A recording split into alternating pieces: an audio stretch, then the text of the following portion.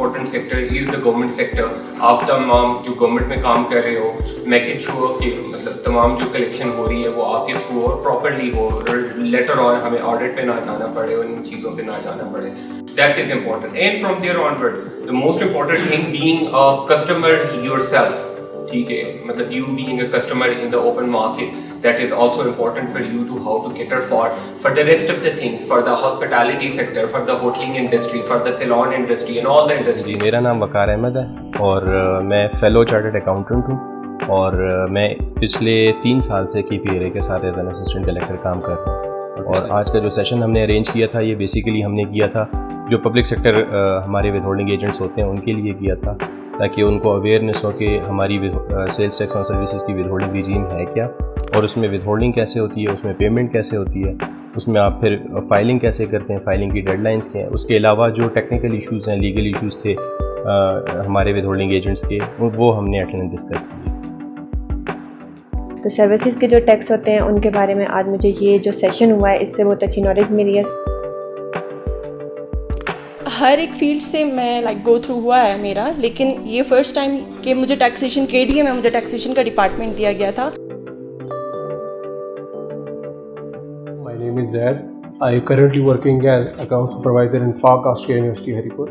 जो आज का सेशन था वो इंफॉर्मेटिव इस लिहाज से था कि ये एक प्रैक्टिकल सेशन था जिसपे हमने पेमेंट का मॉड्यूल हो जाए या हमारा स्टेटमेंट्स का मॉड्यूल हो जाए वेंडर पेमेंट्स के हवाले से, तो ये बहुत इंफॉर्मेटिव सेशन था और इसका बहुत फ़ायदा हुआ हमें। तो ये कैपरा वाला जो सेशन हुआ है ये उसमें बहुत हेल्प आउट हुआ है हमें कि हम लोग मतलब इस चीज़ को भी साथ लेके चल सकते हैं कि हम लोगों ने अगर सर्विसेज के ऊपर टैक्स चार्ज करना है तो वो किस मद में करेंगे और सेकेंडली उसको जो है हम लोग रजिस्टर कैसे करेंगे।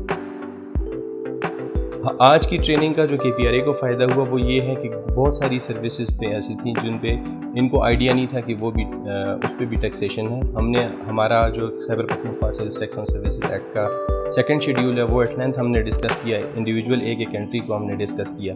टैक्सेशन से रिलेटेड जितने भी मैटर्स हैं उसमें मतलब हुआ है कि ग्रूमिंग एक स्टेप था ये हमारे लिए। इस ट्रेनिंग में आके पता चला और इवन के जितने भी लोगों की क्यूरीज थी उनको सुन के मज़ीद फ़ायदा हुआ कि क्यूरीज से आपको ज़्यादा फ़ायदा हुआ है, आपने उनको आंसर किया। ये वही रेवेन्यूज़ हैं जो बाद में उन्हीं के ऊपर इन्वेस्ट किए जाते हैं in form of different government अगर रेवेन्यूज़ जनरेट करती है उसी के बदले वो उनको यूनिवर्सिटीज़ प्रोवाइड करती है, ह्यूमन कैपिटल पे इन्वेस्ट करती है, डिफरेंट इंफ्रास्ट्रक्चर्स पे इन्वेस्ट करती है। तो ये टैक्सेस एक्चुअली उन्हीं के ऊपर लगाए जाते हैं, उसी आवाम के ऊपर लगते हैं कि मतलब हमें गाइड किया गया कि कैसे हम इनको मज़ीद इन्हांस कर सकते हैं और कैसे मज़ीद इनको हम जनरेट कर सकते हैं। आपने फाइलिंग का ये तमाम चीज़ें बताई, ये तमाम चीज़ें ऐड करते हैं ना नॉलेज में और इस तरह की ट्रेनिंग्स हों तो आपको पता चलता है कि क्या अमेंडमेंट्स हुए हैं, आप अप टू डेट रहते हैं ट्रेनिंग से, वर्कशॉप्स वगैरह से।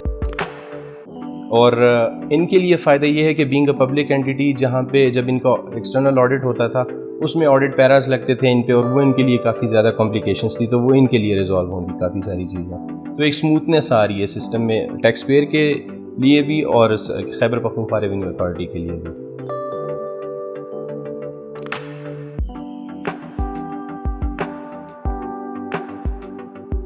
आप सराउंडिंग में देखिए जब आप टैक्स पे कर रहे होते हैं तो वही चीज़ जो है वो हमें अपने सराउंडिंग में वो चीज़ नज़र आ रही होती है। जैसे कि देखा जाए ये स्कूल कॉलेजेस या इनमें जो इम्प्रूवमेंट आ रहा होता है, तो ये जो इनकम है, ये जो सोर्स ऑफ इनकम मैं कह रही हूँ कि गवर्नमेंट का है, तो वो हम पे ही हमें ही फ़ायदा देना है, हमने पे करना है और वो हमें फ़ायदा दे रहा है।